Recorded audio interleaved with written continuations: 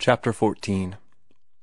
It was not because of Olney, but in spite of Ruth, and his love for Ruth, that he finally decided not to take up Latin. His money meant time. There was so much that was more important than Latin, so many studies that clamored with imperious voices. And he must write. He must earn money. He had had no acceptances. 20 of manuscripts were traveling the endless round of the magazines. How did the others do it? He spent long hours in the free reading room, going over what others had written, studying their work eagerly and critically, comparing it with his own, and wondering about the secret trick they had discovered which enabled them to sell their work. He was amazed at the immense amount of printed stuff that was dead. No light, no life, no color was shot through it. There was no breath of life in it, and yet it sold, at 2 cents a word, $20 1,000. The newspaper clipping had said so. He was puzzled by the countless short stories, written lightly and cleverly, he confessed, but without vitality or reality. Life was so strange and wonderful, filled with an immensity of problems, of dreams, and of heroic toils, and yet these stories dealt only with the commonplaces of life. He felt the stress and strain of life, its fevers and sweats, and wild insurgences. Surely this was the stuff to write about. He wanted to glorify the leaders of forlorn hopes, the mad lovers, the giants that fought under stress and strain, amid terror and tragedy, making life crackle with the strength of their endeavor. And yet the magazine short stories seemed intent on glorifying the Mr. Butlers, the sordid dollar chasers, and the commonplace little love affairs of commonplace little men and women. Was it because the editors of the magazines were commonplace, he demanded, or were they afraid of life, these writers and editors and readers? But his chief trouble was that he did not know any editors or writers. And not merely did he not know any writers, but he did not know anybody who had ever attempted to write. There was nobody to tell him, to hint to him, to give him the least word of advice. He began to doubt that editors were real men. They seemed cogs in a machine. That was what it was, a machine. He poured his soul into stories, articles, and poems, and entrusted them to the machine. He folded them just so, put the proper stamps inside the long envelope along with the manuscript, sealed the envelope, put more stamps outside, and dropped it into the mailbox. It traveled across the continent, and after a certain lapse of time, the postman returned him the manuscript in another long envelope, on the outside of which were the stamps he had enclosed. There was no human editor at the other end, but a mere cunning arrangement of cogs that changed the manuscript from one envelope to another, and stuck on the stamps. It was like the slot machines wherein one dropped pennies, and, with a metallic whirl of machinery, had delivered to him a stick of chewing gum or a tablet of chocolate. It depended upon which slot one dropped the penny in, whether he got chocolate or gum. And so with the editorial machine. One slot brought checks, and the other brought rejection slips. So far he had found only the latter slot. It was the rejection slips that completed the horrible machine-likeness of the process. These slips were printed in stereotyped forms, and he had received hundreds of them, as many as a dozen or more, on each of his earlier manuscripts. If he had received one line, one personal line, along with one rejection of all his rejections, he would have been cheered. But not one editor had given that proof of existence, and he could conclude only that there were no warm human men at the other end, only mere cogs, well-oiled and running beautifully in the machine. He was a good fighter, whole-souled and stubborn, and he would have been content to continue feeding the machine for years, but he was bleeding to death, and not years but weeks would determine the fight. Each week his board bill brought him nearer destruction, while the postage on 40 manuscripts bled him almost as severely. He no longer bought books, and he economized in petty ways, and sought to delay the inevitable end. though he did not know how to economize, and brought the end nearer by a week when he gave his sister Marian $5 for a dress. He struggled in the dark, without advice, without encouragement, and in the teeth of discouragement. Even Gertrude was beginning to look askance. At first she had tolerated with sisterly fondness what she conceived to be his foolishness, but now, out of sisterly solicitude, she grew anxious. To her it seemed that his foolishness was becoming a madness. Martin knew this, and suffered more keenly from it than from the open and nagging contempt of Bernard Higginbotham. Martin had faith in himself, but he was alone in this faith. Not even Ruth had faith. She had wanted him to devote himself to study, and, though she had not openly disapproved of his writing, she had never approved. He had never offered to show her his work. A fastidious delicacy had prevented him. Besides, she had been studying heavily at the university, and he felt averse to robbing her of her time. But when she had taken her degree, she asked him herself to let her see something of what he had been doing. Martin was elated and diffident. Here was a judge. She was a bachelor of arts. She had studied literature under skilled instructors. Perhaps the editors were capable judges, too. But she would be different from them. She would not hand him a stereotyped rejection slip, nor would she inform him that lack of preference for his work did not necessarily imply lack of merit in his work. She would talk, a warm human being, in her quick, bright way, and, most important of all, she would catch glimpses of the real Martin Eden. In his work she would discern what his heart and soul were like, and she would come to understand something, a little something, of the stuff of his dreams and the strength of his power. Martin gathered together a number of carbon copies of his short stories, hesitated a moment, then added his sea lyrics. They mounted their wheels on a late June afternoon and rode for the hills. It was the second time he had been out with her alone, and as they rode along through the balmy warmth, just chilled by the sea breeze to refreshing coolness, he was profoundly impressed by the fact that it was a very beautiful and well-ordered world, and that it was good to be alive and to love. They left their wheels by the roadside and climbed to the brown top of an open knoll, where the sunburnt grass breathed a harvest breath of dry sweetness and content. "Its work is done," Martin said, as they seated themselves, she upon his coat, and he sprawling close to the warm earth.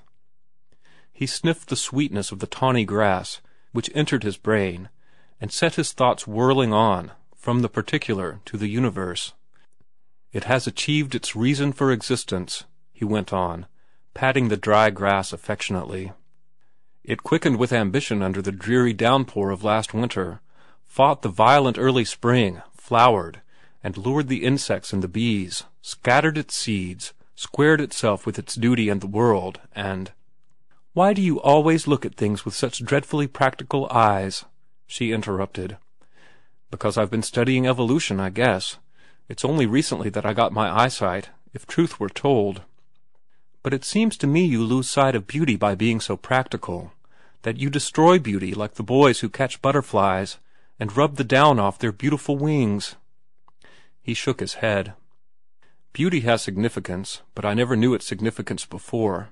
I just accepted beauty as something meaningless, as something that was just beautiful without rhyme or reason.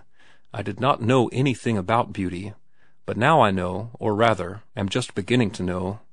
This grass is more beautiful to me now that I know why it is grass, and all the hidden chemistry of sun and rain and earth that makes it become grass. Why, there is romance in the life history of any grass, yes, and adventure too. The very thought of it stirs me. When I think of the play of force and matter, and all the tremendous struggle of it, I feel as if I could write an epic on the grass." "How well you talk," she said absently, and he noted that she was looking at him in a searching way. He was all confusion and embarrassment on the instant, the blood rushing red on his neck and brow. "I hope I am learning to talk," he stammered. "There seems to be so much in me I want to say, but it is all so big. I can't find ways to say what is really in me. Sometimes it seems to me that all the world, all life, everything, has taken up residence inside of me, and was clamoring for me to be the spokesman. I feel, I can't describe it. I feel the bigness of it, but when I speak, I babble like a little child. It is a great task to transmute feeling and sensation into speech, written or spoken, that will in turn, in him who reads or listens, transmute itself back into the self-same feeling and sensation. It is a lordly task. See, I bury my face in the grass, and the breath I draw in my nostrils sets me quivering with 1,000 thoughts and fancies. It is a breath of the universe I have breathed. I know song and laughter, and success and pain, and struggle and death, and I see visions that arise in my brain somehow out of the scent of the grass, and I would like to tell them to you, to the world, but how can I? My tongue is tied. I have tried, by the spoken word just now, to describe to you the effect on me of the scent of the grass, but I have not succeeded. I have no more than hinted in awkward speech. My words seem gibberish to me, and yet I am stifled with desire to tell. Oh, he threw up his hands with a despairing gesture. It is impossible. It is not understandable. It is incommunicable. But you do talk well, she insisted. Just think how you have improved in the short time I have known you. Mr. Butler is a noted public speaker. He is always asked by the State Committee to go out on stump during campaign. Yet you talked just as well as he the other night at dinner, only he was more controlled. You get too excited. But you will get over that with practice. Why, you would make a good public speaker. You can go far, if you want to. You are masterly. You can lead men, I am sure. And there is no reason why you should not succeed at anything you set your hand to. Just as you have succeeded with grammar. You would make a good lawyer. You should shine in politics. There is nothing to prevent you from making as great a success as Mr. Butler has made, and minus the dyspepsia, she added with a smile. They talked on, she, in her gently persistent way, returning always to the need of thorough grounding in education, and to the advantages of Latin as part of the foundation for any career. She drew her ideal of the successful man, and it was largely in her father's image, with a few unmistakable lines and touches of color from the image of Mr. Butler. He listened eagerly, with receptive ears lying on his back and looking up and joying in each movement of her lips as she talked. But his brain was not receptive. There was nothing alluring in the pictures she drew, and he was aware of a dull pain of disappointment and of a sharper ache of love for her. In all she said there was no mention of his writing, and the manuscripts he had brought to read lay neglected on the ground. At last, in a pause, he glanced at the sun, measured its height above the horizon, and suggested his manuscripts by picking them up. "I had forgotten," she said quickly, "and I am so anxious to hear." He read to her a story, one that he flattered himself was among his very best. He called it The Wine of Life, and the wine of it, that had stolen into his brain when he wrote it, stole into his brain now as he read it. There was a certain magic in the original conception, and he had adorned it with more magic of phrase and touch. All the old fire and passion with which he had written it were reborn in him, and he was swayed and swept away, so that he was blind and deaf to the faults of it. But he was not so with Ruth. Her trained ear detected the weaknesses and exaggerations, the over-emphasis of the tyro, and she was instantly aware each time the sentence rhythm tripped and faltered. She scarcely noted the rhythm otherwise, except when it became too pompous, at which moments she was disagreeably impressed with its amateurishness. That was her final judgment on the story as a whole, amateurish, though she did not tell him so. Instead, when he had done, she pointed out the minor flaws and said that she liked the story. But he was disappointed. Her criticism was just, he acknowledged that, and he had a feeling that he was not sharing his work with her for the purpose of schoolroom correction. The details did not matter. They could take care of themselves. He would mend them. He would learn to mend them. Out of life he had captured something big and attempted to imprison it in the story. It was the big thing out of life he had read to her, not sentence structure and semicolons. He wanted her to feel with him this big thing that was his, that he had seen with his own eyes, grappled with his own brain, and placed there on the page with his own hands in printed words. Well, he had failed, was his secret decision. Perhaps the editors were right. He had felt the big thing, but he had failed to transmute it. He concealed his disappointment, and joined so easily with her in her criticism that she did not realize that deep down in him was running a strong undercurrent of disagreement. "This next thing I've called The Pot," he said, unfolding the manuscript. "It has been refused by 4 or 5 magazines now, but still I think it is good.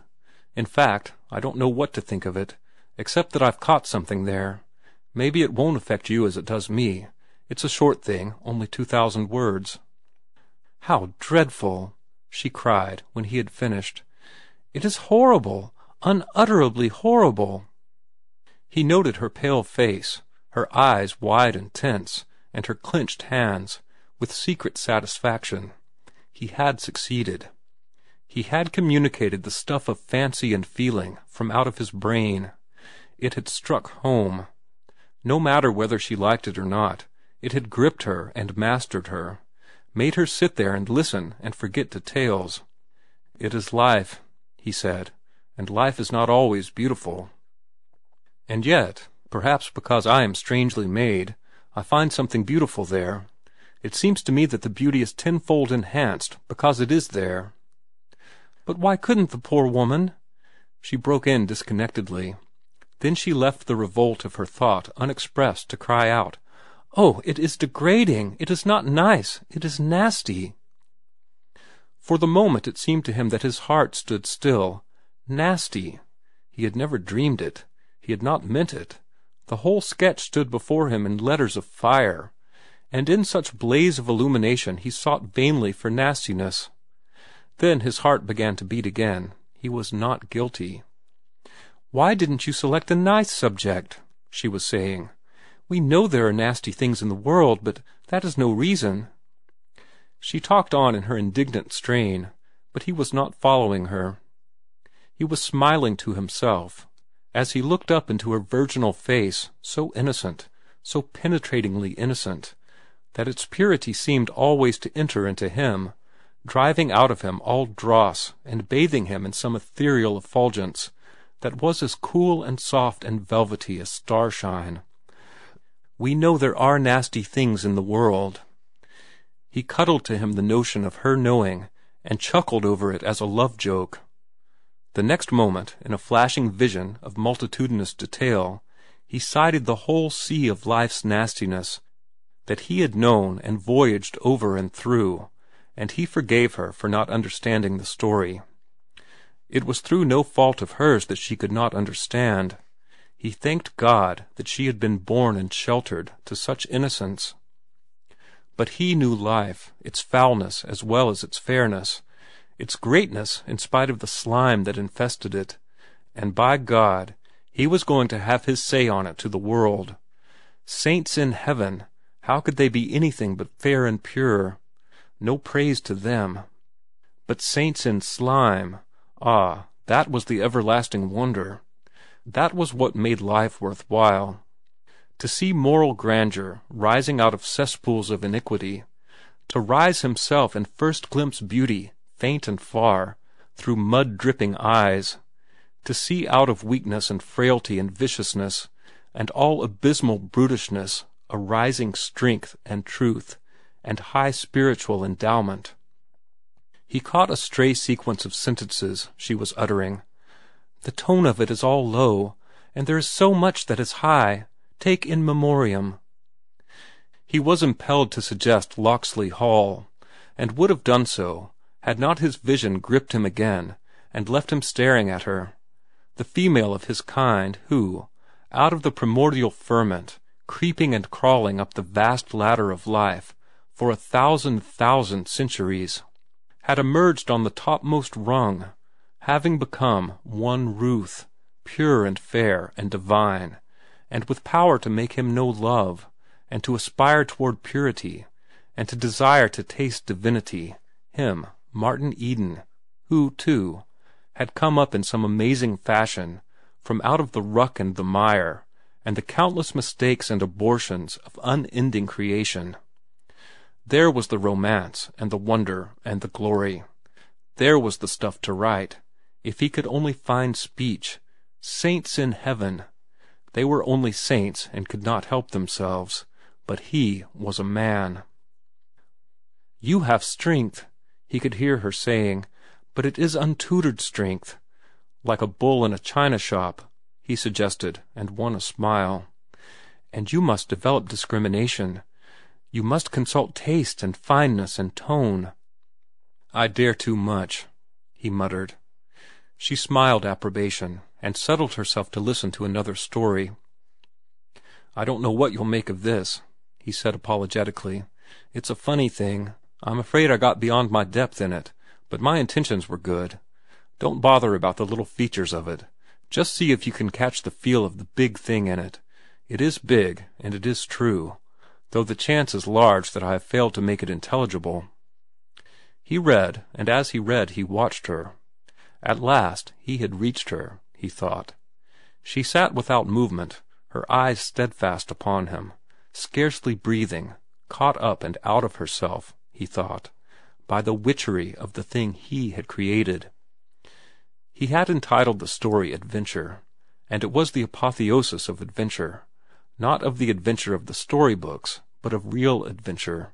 The savage taskmaster, awful of punishment and awful of reward, faithless and whimsical, demanding terrible patience and heartbreaking days and nights of toil, offering the blazing sunlight glory or dark death at the end of thirst and famine, or of the long drag and monstrous delirium of rotting fever. Through blood and sweat and stinging insects, leading up by long chains of petty and ignoble contacts, to royal culminations and lordly achievements. It was this, all of it and more, that he put into his story, and it was this, he believed, that warmed her as she sat and listened. Her eyes were wide, color was in her pale cheeks, and before he finished it seemed to him that she was almost panting. Truly, she was warmed, but she was warmed not by the story, but by him. She did not think much of the story. It was Martin's intensity of power, the old excess of strength, that seemed to pour from his body and on and over her. The paradox of it was that it was the story itself that was freighted with his power. That was the channel, for the time being, through which his strength poured out to her. She was aware only of the strength and not of the medium, and when she seemed most carried away by what he had written, in reality she had been carried away by something quite foreign to it, by a thought, terrible and perilous, that had formed itself unsummoned in her brain. She had caught herself wondering what marriage was like, and the becoming conscious of the waywardness and ardor of the thought had terrified her. It was unmaidenly. It was not like her. She had never been tormented by womanhood, and she had lived in a dreamland of Tennysonian poesy, dense even to the full significance of that delicate master's delicate allusions to the grossnesses that intrude upon the relations of queens and knights. She had been asleep always, and now life was thundering imperatively at all her doors. Mentally, she was in a panic to shoot the bolts and drop the bars into place, while wanton instincts urged her to throw wide her portals and bid the deliciously strange visitor to enter in. Martin waited with satisfaction for her verdict. He had no doubt of what it would be, and he was astounded when he heard her say, "It is beautiful. It is beautiful," she repeated with emphasis after a pause. Of course it was beautiful, but there was something more than mere beauty in it, something more stingingly splendid, which had made beauty its handmaiden. He sprawled silently on the ground, watching the grisly form of a great doubt rising before him. He had failed. He was inarticulate. He had seen one of the greatest things in the world, and he had not expressed it. "What do you think of the—" He hesitated, abashed at his first attempt to use a strange word. "Of the motif?" he asked. "It was confused," she answered. "That is my only criticism in the large way. I followed the story, but there seemed so much else. It is too wordy. You clog the action by introducing so much extraneous material." "That was the major motif," he hurriedly explained. "The big underrunning motif, the cosmic and universal thing. I tried to make it keep time with the story itself, which was only superficial after all. I was on the right scent, but I guess I did badly. I did not succeed in suggesting what I was driving at, but I'll learn in time." She did not follow him. She was a bachelor of arts, but he had gone beyond her limitations. This she did not comprehend, attributing her incomprehension to his incoherence. "You were too voluble," she said, "but it was beautiful in places." He heard her voice as from far off, for he was debating whether he would read her the sea lyrics. He lay in dull despair, while she watched him searchingly, pondering again upon unsummoned and wayward thoughts of marriage. "You want to be famous?" she asked abruptly. "Yes, a little bit," he confessed. "That is part of the adventure. It is not the being famous, but the process of becoming so that counts. And after all, to be famous would be, for me, only a means to something else. I want to be famous very much, for that matter, and for that reason." "For your sake," he wanted to add, and might have added had she proved enthusiastic over what he had read to her. But she was too busy in her mind, carving out a career for him that would at least be possible, to ask what the ultimate something was which he had hinted at. There was no career for him in literature, of that she was convinced. He had proved it today with his amateurish and sophomoric productions. He could talk well, but he was incapable of expressing himself in a literary way. She compared Tennyson and Browning and her favorite prose masters with him, and to his hopeless discredit. Yet she did not tell him her whole mind. Her strange interest in him led her to temporize. His desire to write was, after all, a little weakness, which he would grow out of in time. Then he would devote himself to the more serious affairs of life, and he would succeed, too. She knew that. He was so strong that he could not fail, if only he would drop writing. "I wish you would show me all you write, Mr. Eden," she said. He flushed with pleasure. She was interested, that much was sure. And at least she had not given him a rejection slip. She had called certain portions of his work beautiful, and that was the first encouragement he had ever received from anyone. "I will," he said passionately, "and I promise you, Miss Morse, that I will make good. I have come far, I know that, and I have far to go, and I will cover it if I have to do it on my hands and knees." He held up a bunch of manuscript. "Here are the sea lyrics. When you get home, I'll turn them over to you to read at your leisure. And you must be sure to tell me just what you think of them. What I need, you know, above all things is criticism. And do please be frank with me." "I will be perfectly frank," she promised, with an uneasy conviction that she had not been frank with him, and with a doubt if she could be quite frank with him the next time.